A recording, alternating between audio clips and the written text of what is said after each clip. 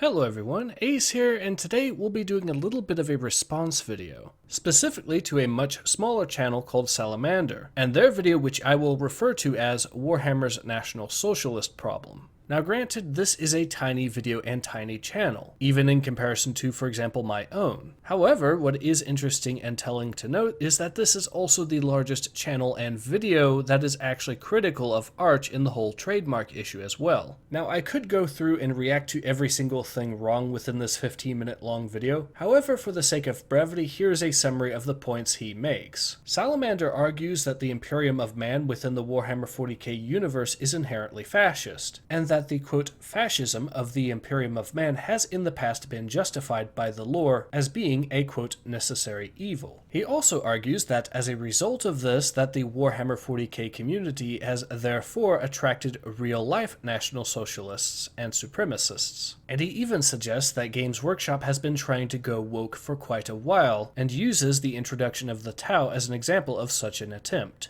Naturally, he also comes to the conclusion that Games Workshop needs to continue going woke and attempting to rid itself of the so-called problematic elements of its fanbase. And finally, and of course to the surprise of absolutely no one, he comes to the conclusion that Arch is a National Socialist, although the exact term that he technically uses is reactionary. So with all of that said, what are the problems with the arguments that have been made in this video? Well, for a start, he assumes that the Imperium of Man can be considered fascist, and unfortunately for him, that is simply not the case. In fact, Arch himself actually did a fantastic video on this specific topic back in December of last year, where he thoroughly went through what exactly fascism was and was not, looking at multiple different definitions and various sources to back his ultimate conclusion. Basically, the bare-bones definition for fascism can be described as everything within the state, nothing outside the state, and nothing against the state. And it should also be noted that the Imperium of Man does not meet the standards for what is a fascist state in all three of these categories. Instead, the Imperium can be far better described as a feudal theocratic society. So it is a very inaccurate statement to claim that the Imperium of Man is fascist, but it's also, of course, therefore inaccurate to also claim that the so-called fascism of the Imperium is justified within the lore of Warhammer 40k.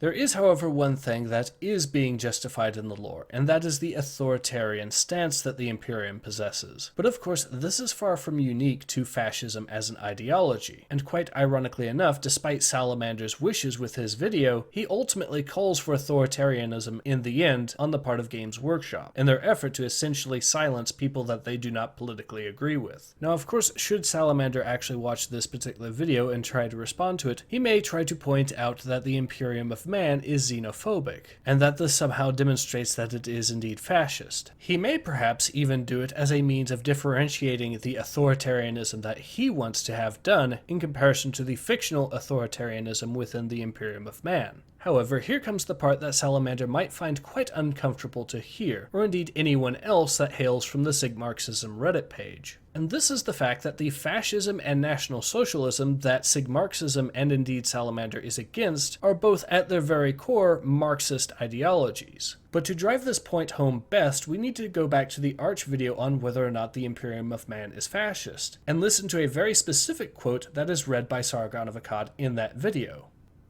Is the reason why fascism rose to power in the first place. In a time of revolutionary ideals sweeping through Europe, the socialists had promised revolution time and time again, but never delivered. In the words of ye old Adolf, I have learned a great deal from Marxism, as I do not hesitate to admit. The difference between them and myself is that I have really put into practice what these peddlers and pen pushers have timidly begun. The whole of National Socialism is based on it. National Socialism is what Marxism might have been if it could have broken its absurd and artificial ties with a democratic order. So as we can see here, even National Socialism itself is built upon Marxist ideals, and can easily be described as a form of Marxism in its own right. A notion that I am sure doesn't exactly please the Marxists of Sigmarxism. But unfortunately for them, this isn't exactly where the connections between the two ideologies end. As those of you who have already seen my Dungeons & Dragons and Diversity video will already know, I had actually stumbled across examples of the Sigmarxism community coming to the conclusion that the Skaven and Chaos Dwarfs from Warhammer Fantasy are supposed to be anti-Semitic depictions of the Jews, even flat out citing National Socialist propaganda as one of the big reasons why the Star of David was the first thought that popped into their minds when they first saw the Skaven. And this right here is one of the major problems that individuals such as myself and many others have with the ideology of social justice. Because this appears to be a great example of social justice as an ideology actively promoting and building up bigotry rather than tearing it down as intended.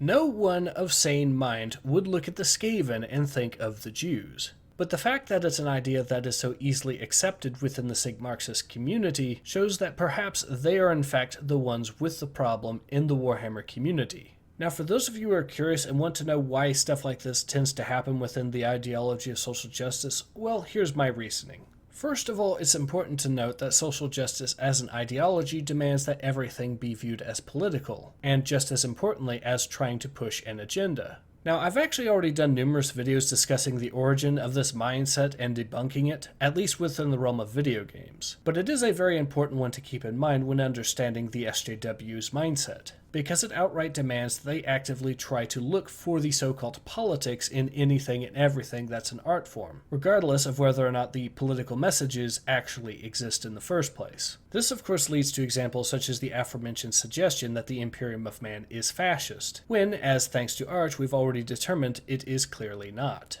The second issue is that for SJWs to effectively determine if something is problematic or playing off stereotypes, they have to be effectively taught by members of the ideology what those stereotypes are, as well as of course how to find them. This may seem harmless at first, but what it ultimately means is that social justice as an ideology ultimately requires that its members be trained to be able to think and view the world the same way as racists do. And combining this mindset with the aforementioned notion that everything is political leads us to the end result where these people will legitimately say some of the most racist things you will see on the internet, and doing so while believing themselves to be the morally righteous of our society, little aware of the fact that they've actually become part of the so-called problem. So not only do the arguments in Salamander's video fall completely flat because the Imperium of Man is not fascist or National Socialist, but it also turns out that the very ideology of social justice being promoted by Salamander and Sigmarxism as a whole is not only fundamentally broken, but actively detrimental to its own cause. Now, I do have to admit that this video has actually turned out a fair bit longer than originally intended, but I believe in order to properly and thoroughly respond to Salamander's video, it is absolutely essential to point out the flaws of the ideology that he promotes, at least in terms of how it relates to this particular topic, and just as importantly how it debunks the entire premise of his video from both a logical and moral standpoint. Now, when I actually put up a poll to determine whether or not you guys would actually like to see this video, I will admit that even though I ultimately decided to make this video, I can at least sympathize with the people who said no, and their reasoning. I think it is indeed safe to say that by making this video, Salamander's voice will be more widely heard. However, I would also like to say that this is likely within our best interest, as it is my opinion that the absolute best way to essentially red pill people on the ideology of social justice is to let them have access to the most extreme elements within it, and let them see for themselves the utter insanity that is almost always the end result.